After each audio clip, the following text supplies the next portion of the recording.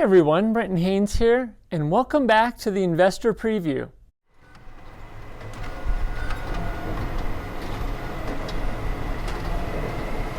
All right guys, so today I wanted to talk about how to survive the coronavirus as a real estate investor. Now, there's still a lot of stuff going on around, and it's crazy times. I mean, it's unbelievable. No matter who you talk to, there's something going on. Everyone is affected by it worldwide. But let's kind of focus right now on us as real estate investors, how this is going to impact us, how we can not only survive but thrive through this, and see what we can learn ourselves, learn a little bit more about ourselves, and what we can do to help our tenants. And I think that's going to be super critical. So the coronavirus has already killed so many businesses, and we're talking small businesses from restaurants to hair salons. I mean, look at the travel industry. So let's not be another victim, and let's stand up and let's rise to the occasion as we are investors, and let's power through this together, and let's figure some of this stuff out. Now, do I think this is the same as what was going on in 2008? You know, are we going to see a recession and a crash and like what we saw back then? You know, I don't think so. You know, values were steadily climbing. We had unemployment rates the lowest they've ever been, and I think we were in a good spot prior to going into this.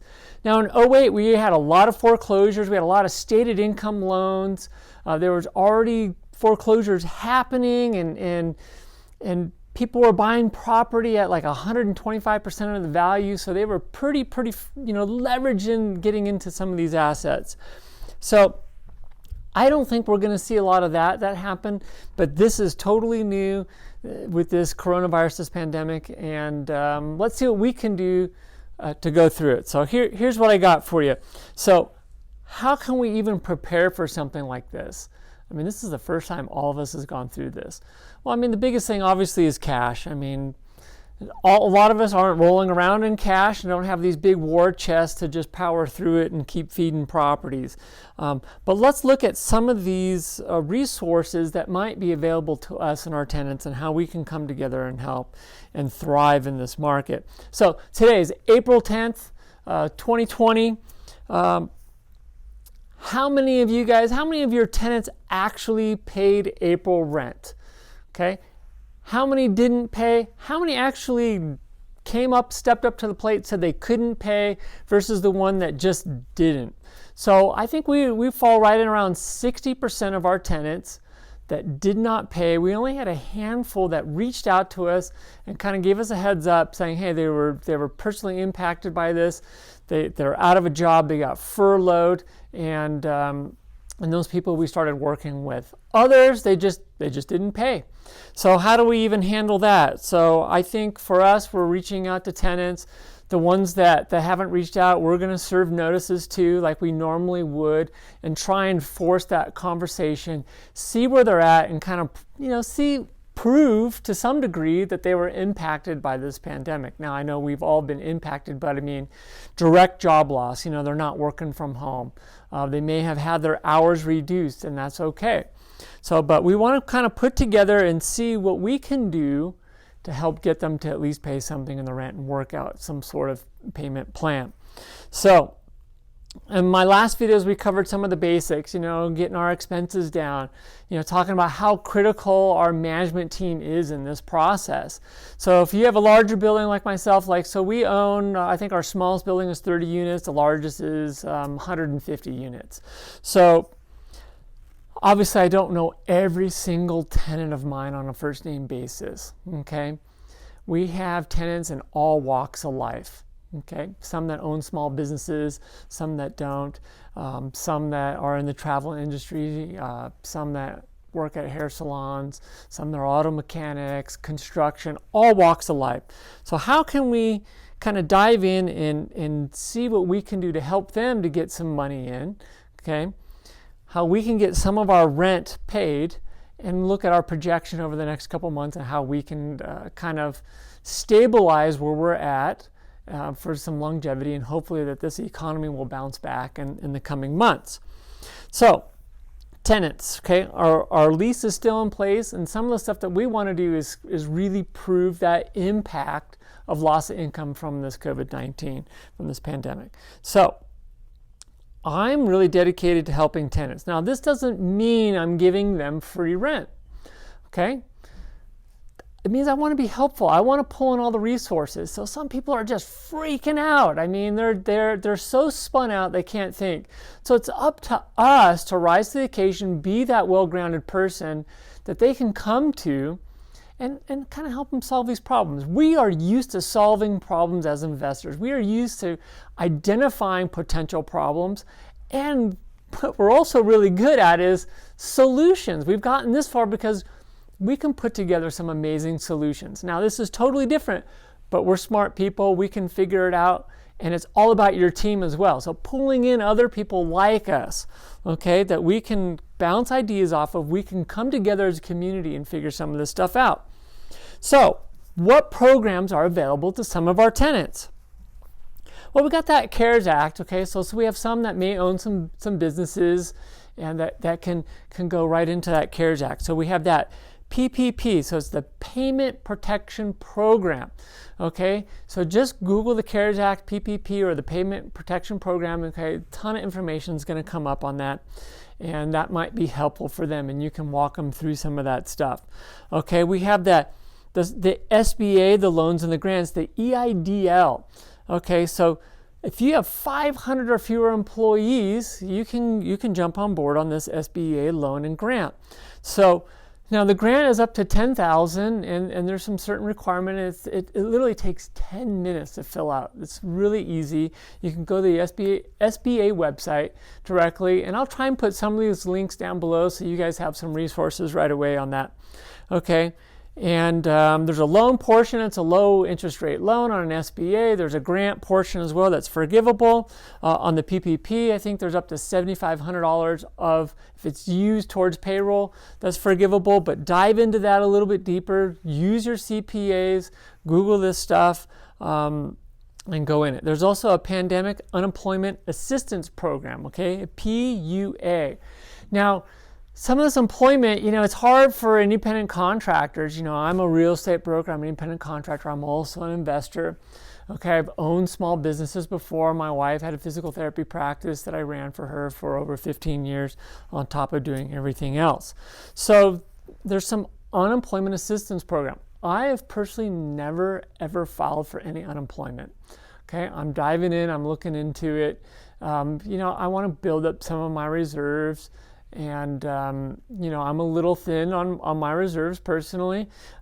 We had some transitions. We bought some other properties and things like that. So we dipped into that a little bit, not anticipating this like many of you. So now as an owner, we have a couple options as well. And I'm real cautious with these. And they can be useful, but they could also bite us in the butt later on and be a little bit hurtful. So on our mortgages, there's forbearance and there's deferment. What are they? What are the difference? What are the pros and cons?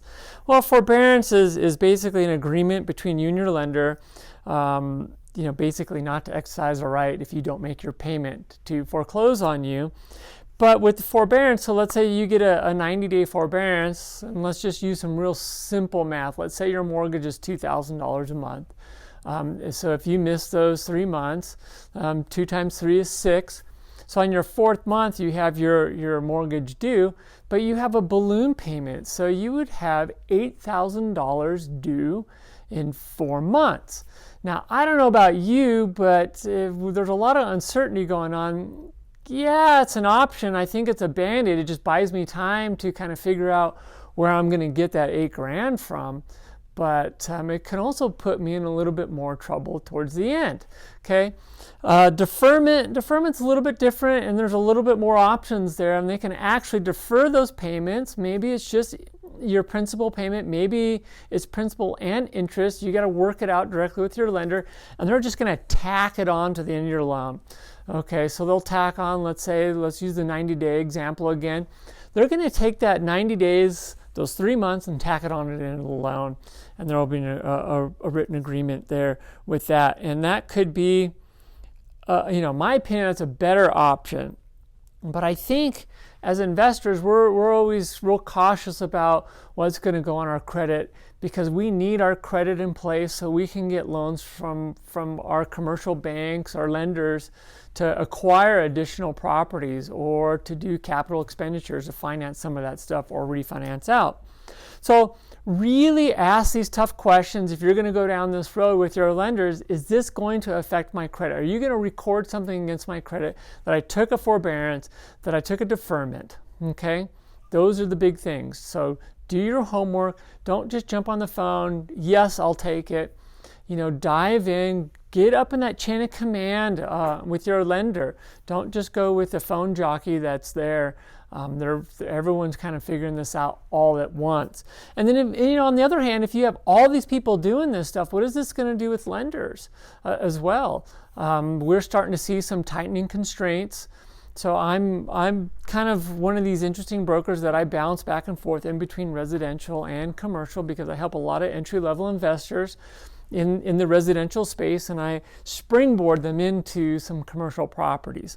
Okay, I'm a big believer in helping people all the way through the chain of command. So on the residential side, we're seeing it's hard to get jumbo loans. The HELOCs and these equity lines are getting harder and harder to do.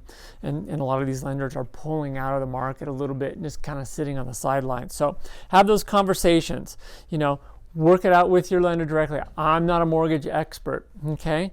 So do that. Now, be sure to always pull in the appropriate professionals, okay? You want to remember, we've talked a lot about building your team.